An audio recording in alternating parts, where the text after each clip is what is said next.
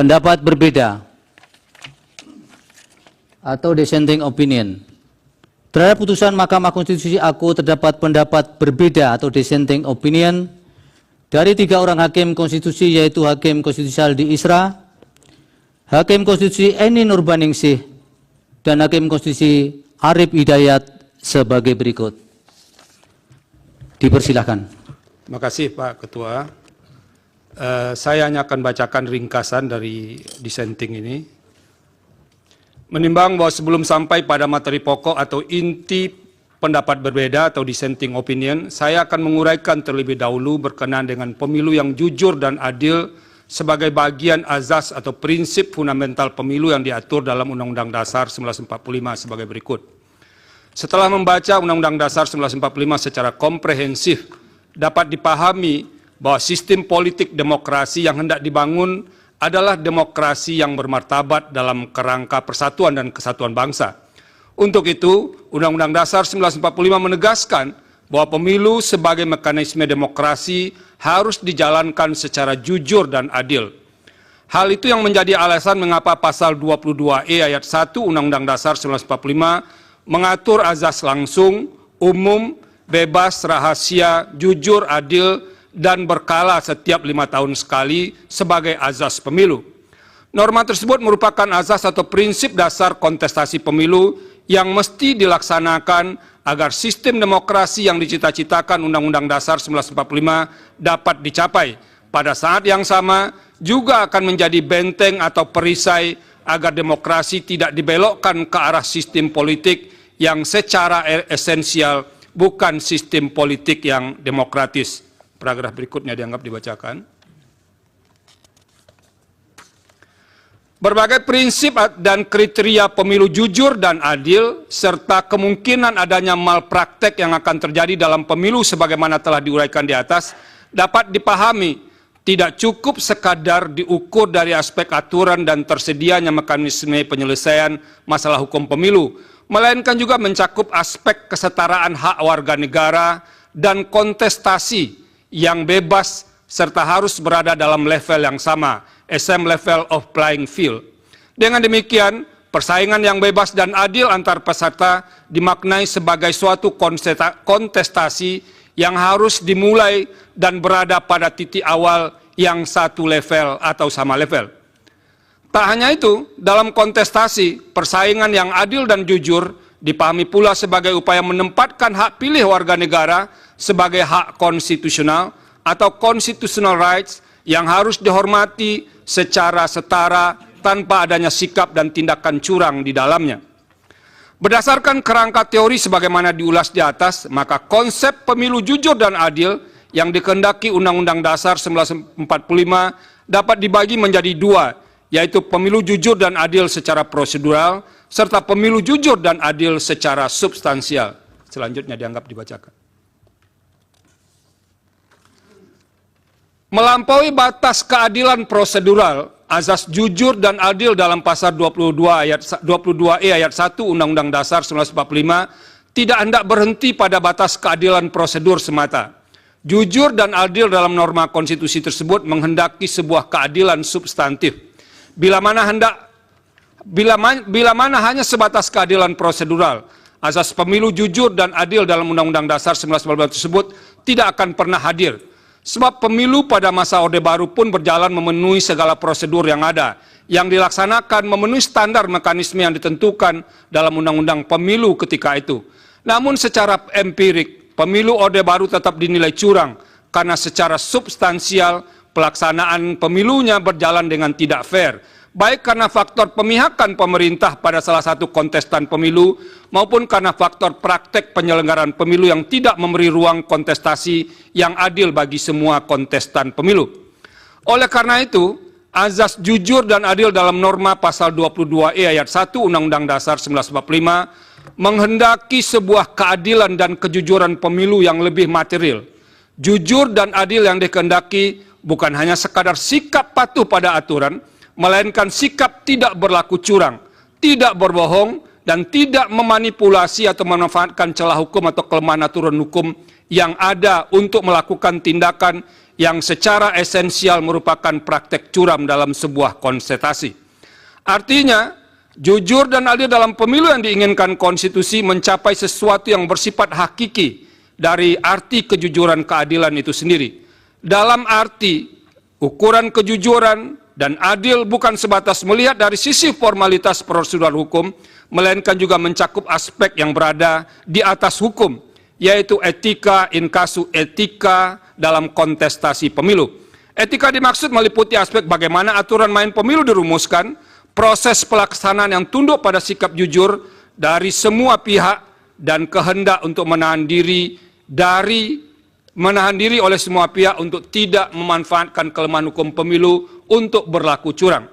Pemilu jujur dan adil sesuai dengan kehendak konstitusi adalah pemilu yang diikuti dengan sikap penuh ketulusan dan tidak berbohong, tidak curang, dan tidak memanipulasi dengan jalan apapun. Pemilu jujur dan adil adalah pemilu yang diikuti dengan sikap apa adanya, di mana antara pemilih dan calon yang dipilih sama sekali tidak terikat oleh sebuah praktek transaksi politik yang tidak didasarkan pada sikap dan tindakan yang mencederai kejujuran dan keadilan pemilu, sehingga bermuara pada rusaknya pemilu yang berintegritas. Menimbang bahwa berkenaan dengan semangat untuk mewujudkan azas jujur dan adil tersebut, sebagaimana telah ditegaskan dalam putusan akuo dan telah dipraktekkan serta menjadi pendirian sejak memutus perselisihan tentang hasil pemilu presiden dan wakil presiden 2004, Mahkamah tidak hanya memutus sebatas angka-angka statistik semata. Apabila Mahkamah dipasung dan dibatasi itu hanya menilai atau memeriksa angka semata, sama saja dengan menurunkan derajat amanah konstitusi dalam menjaga nilai-nilai konstitusi atau constitutional values dan prinsip-prinsip demokrasi, democratic principles. Secara empirik, Mahkamah tidak membatasi diri untuk hanya memeriksa dugaan kesalahan penghitungan atau perbedaan selisih suara semata. Dalam hal ini, untuk mewujudkan roh pasal 24 ayat 1 Undang-Undang Dasar 1145, dalam menyelenggarakan peradilan guna menegakkan hukum dan keadilan, Mahkamah tidak memasung dirinya dengan tafsir sempit, hanya sebatas angka. Jikalau Mahkamah memasung dirinya hanya sebatas angka, upaya mewujudkan pemilu berintegritas tidak ubahnya seperti mencari jarum dalam tumpukan jerami. Oleh karena itu, perdebatan perihal apakah Mahkamah hanya berwenang untuk memeriksa perselisihan angka saja harus diakhiri. Sebagai peradilan konstitusi, Mahkamah akan terus dan harus terus berfokus pada memeriksa berbagai persoalan yang dapat memengaruhi hasil pemilu. Selain itu, saya menyadari konstrain waktu dalam proses pembuktian dalam persidangan perselisihan hasil pemilu presiden dan wakil presiden sangat terbatas dan relatif sangat singkat. Oleh karena itu, sebagai seorang hakim, saya memandang bahwa karakteristik pembuktian tersebut harus ditempatkan dalam kerangka untuk memberikan atau menumbuhkan keyakinan hakim dengan menggunakan standar yang tidak mungkin disamakan dengan pembuktian material yang ketat menggunakan prinsip beyond a reasonable doubt. Namun demikian, hakim tidak boleh memutus tanpa adanya dasar bukti sama sekali.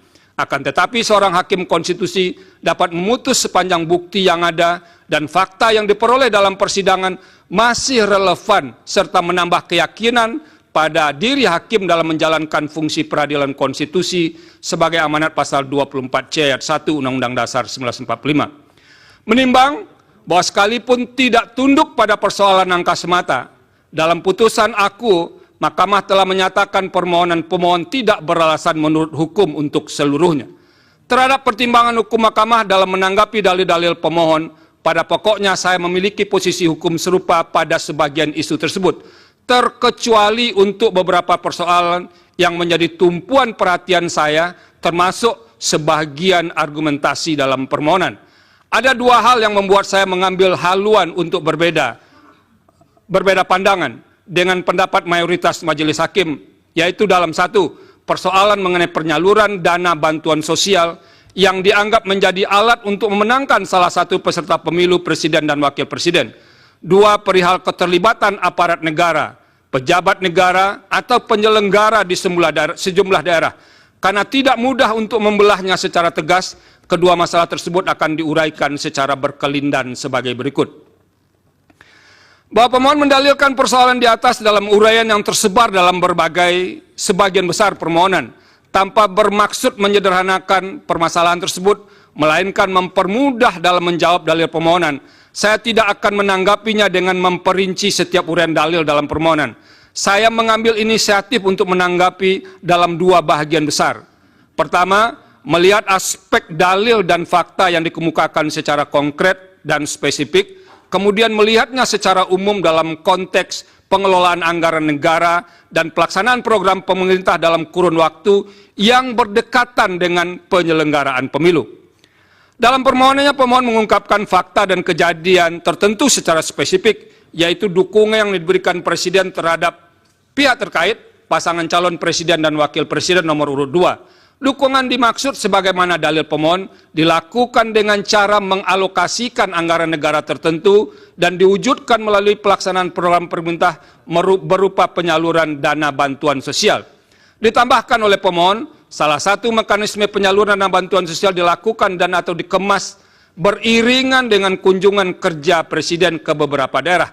Cara demikian umum pemohon merupakan bentuk kampanye terselubung dan memberi kontribusi besar atau signifikan terhadap penambahan suara pasangan calon Presiden dan Wakil Presiden nomor urut 2. Selanjutnya dianggap dibacakan. Namun demikian, fakta konkret sebagaimana menjadi objek penilaian di atas tidak bisa dilepaskan secara kontekstual atas pengaruh dari unsur-unsur lain yang menimbulkan hubungan sebab akibat.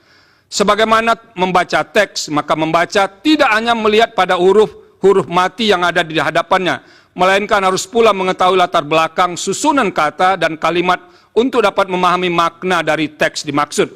Begitu pula halnya dengan membaca sebuah peristiwa. Kejadian itu tidak mungkin berdiri sendiri tanpa ada peristiwa lain yang memengaruhinya.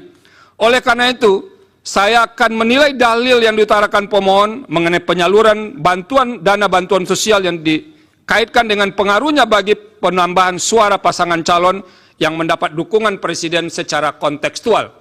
Hal ini pun sejatinya yang menjadi pertimbangan mahkamah secara umum dengan mengambil inisiatif untuk memanggil dan meminta keterangan beberapa menteri dalam persidangan.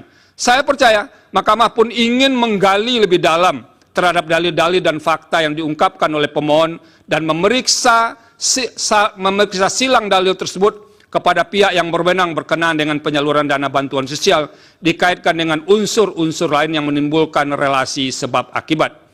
Ada beberapa hal penting yang menjadi pertimbangan saya terkait dengan isu penggunaan bantuan sosial untuk menilainya dalam konteks yang lebih umum, yaitu mengenai hakikat keuangan negara atau anggaran negara dan tugas pemerintahan serta pelaksanaan program pemerintah yang diimplementasikan berhimpitan dengan waktu penyelenggaraan pemilu, inkasu tahap kampanye dan pemungutan suara. Yang menjadi persoalan besar dalam kaitan antara penggunaan uang dalam pemilu adalah berkenaan dengan sumber dana tersebut. Jikalau uang yang digunakan peserta pemilu bersumber dari keuangan publik atau anggaran negara, maka derajat persoalan yang harus dihadapi akan bertambah berkali lipat. Sebab penggunaan keuangan negara yang tidak sesuai dan dapat diartikan sebagai penyalahgunaan kekuasaan. Padahal secara konstitusional, hakikat keuangan negara harus dipergunakan bagi kepentingan umum yang sebesar-besarnya kemakmuran rakyat. Pasal 23 ayat 1 Undang-Undang Dasar 1945. Tanpa boleh ditunggangi untuk kepentingan yang bersifat pribadi maupun segelintir kelompok. Selanjutnya dianggap dibacakan. Dalam konteks penyelenggaraan pemilu presiden dan wakil presiden tahun 2024, program pemerintah tidak sepenuhnya dapat dilekatkan dengan aspek teoritis dalam konsep political budget cycle, sebab tidak terdapat petahana dalam pemilihan presiden dan wakil presiden.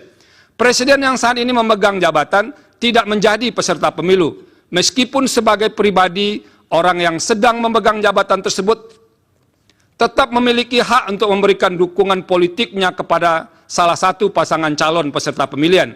Konsekuensinya, ia juga diberi dan memiliki kesempatan untuk melakukan kampanye dalam rangka mempengaruhi pemilih untuk memberikan suaranya kepada pasangan calon yang didukungnya.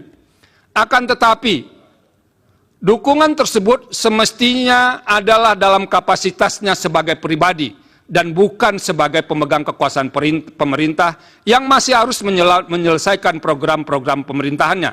Pada titik inilah kemudian yang menjadi sulit untuk menilai tindakan seorang presiden sebelum dan selama penyelenggaraan pemilu. Dalam hal ini, orang yang memegang jabatan tertinggi di jajaran pemerintahan tersebut dapat saja berdalih bahwa percepatan program yang dilakukannya adalah dalam rangka menyelesaikan program pemerintahan yang akan habis masa jabatannya. Namun program dimaksud pun dapat digunakan sebagai kamuflase dan dimanfaatkan sekaligus sebagai piranti dalam memberikan dukungan atas pasangan calon peserta pemilihan presiden dan wakil presiden. Dalam upaya menilai dan memutus persoalan ini, dengan memeriksa secara saksama bukti-bukti yang disampaikan oleh para pihak dalam persidangan, ditambah dengan keterangan yang disampaikan oleh para menteri, fakta persidangan menunjukkan bahwa aturan prosedural pengelolaan anggaran negara telah dilalui secara patut dan layak sehingga dalam proses dan tata kelola tidak mengindikasikan ada kesalahan administrasi. Namun demikian, tugas utama seorang hakim adalah memutus perkara yang diajukan kepadanya, ke hadapannya secara adil. Selain itu, hakim harus menemukan kebenaran sesuai dengan fakta dan didukung oleh bukti yang meyakinkan. Dalam menjalankan kewenangan untuk memutus perselisihan hasil pemilu presiden dan wakil presiden, pemeriksaan persidangan yang dilakukan mahkamah didominasi oleh karakteristik untuk melakukan penilaian terhadap fakta atau judek faksi. Terlebih apabila dalam dalil-dalil yang diajukan pemohon mengemukakan argumentasi atas terjadinya pelanggaran pada aturan pemilu, fakta tersebut pun sedapat mungkin diukur berdasarkan norma dalam aturan hukum pemilu. Saya meyakini bahwa tidak ada hukum, saya meyakini bahwa tidak ada aturan hukum yang sempurna, terlebih sempurna, kecuali hukum yang dibuat oleh yang Maha Kuasa. Aturan hukum yang disebut amat lengkap dan mengatur secara rinci setiap tindakan manusia hanyalah klaim dari pembentuknya semata. Senantiasa akan ada dan ditemukan celah aturan hukum dan kemudian dapat dimanfaatkan untuk memenuhi kepentingan pribadi dan terlindung dari ancaman pelanggaran norma hukum. Begitu pula halnya dengan hukum pemilu. Ada celah hukum dalam hal aturan mengenai penggunaan anggaran negara melalui pengejawantahan program pemerintah pada masa yang berdekatan atau berhimpitan dengan penyelenggaraan pemilu. Di samping itu, pada kasus pemilu presiden dan wakil presiden tahun 2024 pun terdapat kekhususan dalam hal posisi presiden yang bukan berstatus sebagai petahana, bukan menjadi pihak yang terlibat sebagai peserta pemilu, melainkan sebagai pihak yang dinilai memberikan dukungan terhadap salah satu pasangan calon. Hal ini memicu pandangan kritis yang disampaikan oleh sebagian kelompok masyarakat. Dampak yang dikhawatirkan adalah peserta pemilu tidak bermain pada lapangan kontestasi yang sama. Terlebih fakta hukum yang ada di sekitar atau pada tahap kampanye berlangsung, kunjungan presiden ke daerah menunjukkan peningkatan intensitas dibandingkan biasanya. Faktor yang mendukung hal tersebut antara lain adalah keadaan adanya celah aturan hukum dalam undang-undang pemilu yang berpeluang dimanfaatkan. Perumpamaan kondisi demikian ibarat banyak orang melihat asap mengepul membubung tinggi, tapi tiada satu pun yang dapat menemukan titik api yang menjadi sumber asap itu. Pada titik inilah moralitas atau etika memainkan peran penting agar tidak memanfaatkan celah atau kekosongan aturan hukum, legal loopholes. Bagaimanapun dampak dari dukungan tersebut kepada salah satu peserta pemilu menyebabkan ketidaksetaraan peserta dalam kontestasi perebutan suara rakyat. Padahal salah satu bentuk nyata perwujudan azas adil dalam pemilu adalah adanya upaya para peserta pemilu berada pada posisi yang setara. Suasana kebatinan demikian seharusnya dipahami semua penyelenggara pemilu dan pejabat negara untuk menerapkan standar etika tertinggi, the highest moral standard. Berdasarkan pertimbangan di atas, secara kelembagaan, saya memahami posisi mahkamah atau mayoritas hakim yang terkendala oleh banyak pertimbangan, terutama soal bukti dan penilaian atas bukti yang sehingga tidak dapat bergerak lebih jauh.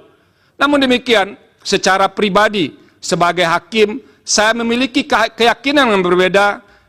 Saya ulangi, maaf. Namun demikian, secara pribadi, sebagai hakim, saya memiliki keyakinan yang berbeda dengan sebagian hakim yang lain. Dalam hal ini, terdapat fakta persidangan perihal pemberian atau penyaluran bansos atau sebutan lainnya yang lebih masif dibagikan pada rentang waktu yang berdekatan atau berhimpitan dengan pemilu. Praktek demikian merupakan salah satu pola yang jamak terjadi untuk mendapatkan keuntungan dalam pemilu yang disebut dengan electoral incentive. Keterlibatan beberapa menteri aktif yang menjadi tim kampanye dalam membagi bansos terasosiasi dengan jabatan presiden secara langsung maupun tidak langsung sebagai pemberi bansos memunculkan atau setidaknya berpotensi atas adanya konflik kepentingan dengan pasangan calon. Sementara itu merujuk fakta yang terungkap dalam proses persidangan. Menteri yang terkait langsung dengan tugas tersebut, inkasu Menteri Sosial, yang seharusnya memiliki tanggung jawab terhadap pemberian bansos, menyampaikan keterangan bahwa tidak pernah terlibat dan atau dilibatkan dalam pemberian atau penyaluran bansos secara langsung di lapangan.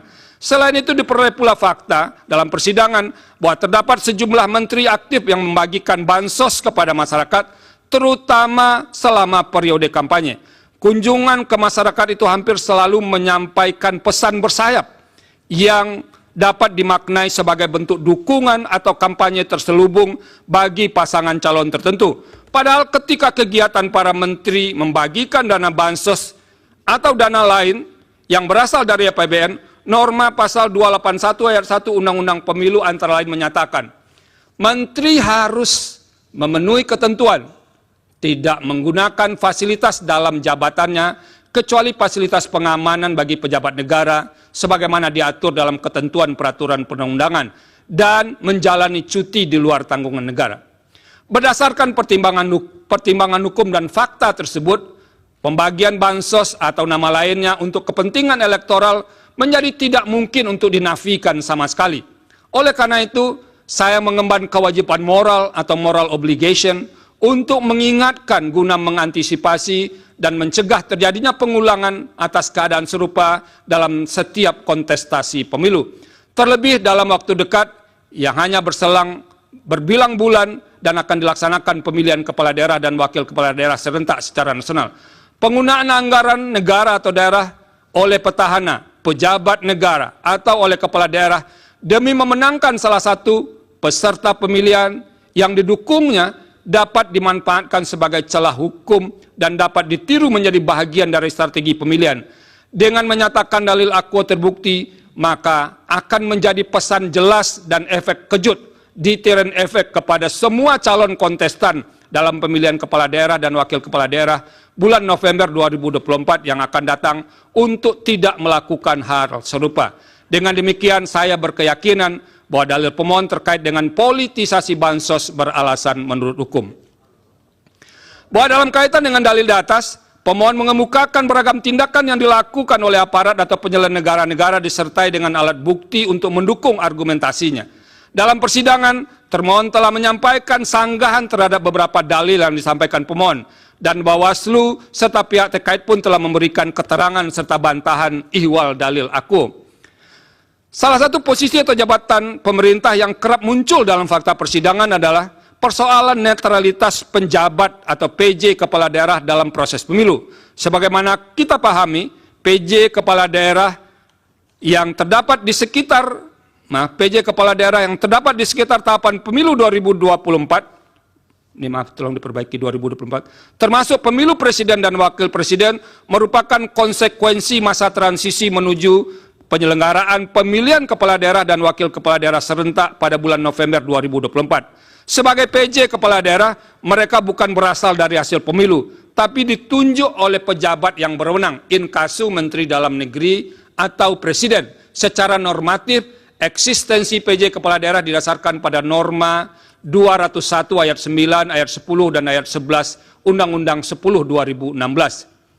Artinya, pengisian PJ kepala daerah telah direncanakan dan diatur jauh sebelum penyelenggaraan pemilu 2024. Selain berkenaan dengan PJ kepala daerah, kepala desa termasuk salah satu aparatur negara yang kerap didalilkan pemohon, khususnya terkait dengan netralitas aparatur penyelenggara. Ikhwal hal tersebut didasarkan pada fakta di persidangan, terdapat banyak laporan kepada pengawas pemilu terkait dengan netralitas PJ kepala daerah karena dinilai memihak kepada salah satu pasangan calon. Selain itu, pengerahan kepala desa pun menjadi fakta yang dilaporkan dan juga muncul di persidangan. Setelah membaca keterangan Bawaslu dan fakta yang terungkap di persidangan, serta mencermati alat bukti para pihak secara saksama, saya menemukan bahwa terdapat masalah netralitas PJ kepala daerah dan pengerahan kepala desa yang terjadi, antara lain di Sumatera Utara, Jakarta, Banten, Jawa Tengah, Kalimantan Barat, dan Sulawesi Selatan. Adapun bentuk ketidaknetralan PJ kepala daerah diantaranya berupa penggerakan ASN, pengalokasian sebagian dana desa sebagai dana kampanye, ajakan terbuka untuk memilih pasangan calon yang memiliki komitmen untuk melanjutkan IKN, pembagian bantuan sosial atau bantuan lainnya kepada para pemilih dengan menggunakan kantong yang identik dengan identitas pasangan calon tertentu, penyelenggaraan kegiatan massal dengan menggunakan baju dan kostum yang menonjolkan keberpihakan kepada pasangan calon tertentu, pemasangan alat peraga kampanye di kantor-kantor pemerintah daerah, serta ajakan untuk memilih pasangan calon di media sosial dan gedung milik pemerintah. Selain soal netralitas PJ kepala daerah, terungkap juga sebagai fakta di persidangan adanya pengerahan atau mobilisasi kepala desa antara lain seperti di Jakarta dan di Jawa Tengah. Berbagai bentuk ketidaknetralan tersebut telah dilaporkan kepada Bawaslu dan sebagiannya terbukti. Terhadap laporan yang terbukti tersebut, Bawaslu telah merekomendasikan kepada instansi terkait seperti Komisi Aparatur Sipil Negara untuk menindaklanjuti karena terbukti melanggar peraturan perundang-undangan lainnya. Berkaitan dengan ketidaknetralan tersebut, KSN pernah merilis hasil survei pada Desember 2023 yang menunjukkan bahwa sebagian PJ kepala daerah dinilai belum optimal dalam pengawalan netralitas ASN. Salah satu penyebab utamanya adalah intervensi politik sehingga membuat ASN melanggar netralitas. Sementara itu sebagian laporan yang disampaikan kepada Bawaslu dinilai tidak terbukti karena tidak memenuhi syarat formil atau material. Namun Bawaslu tidak memberitahu kekurang lengkapan syarat dimaksud. Hal demikian sebenarnya dapat dipandang sebagai cara Bawaslu menghindar untuk memeriksa substansi laporan yang berkenaan dengan pelanggaran pemilu. Meskipun demikian, saya berkeyakinan bahwa telah terjadi ketidaknetralan sebagian PJ kepala daerah, termasuk perangkat daerah yang menyebabkan pemilu tidak berlangsung secara jujur dan adil. Semua ini bermuara pada tidak terselenggaranya pemilu yang berintegritas. Dengan demikian, dalil pemohon aku beralasan menurut hukum. Menimbang bahwa berdasarkan seluruh pertimbangan hukum di atas, dalil pemohon sepanjang berkenaan dengan politisasi bansos dan mobilisasi aparat atau aparatur negara, penyelenggara negara adalah beralasan menurut hukum. Oleh karena itu, demi menjaga integritas penyelenggaraan pemilu yang jujur dan adil, maka seharusnya Mahkamah memerintahkan untuk melakukan pemungutan suara ulang di beberapa daerah sebagaimana yang disebut dalam pertimbangan hukum di atas. Terima kasih. Yang Mulia, Prof. Eni.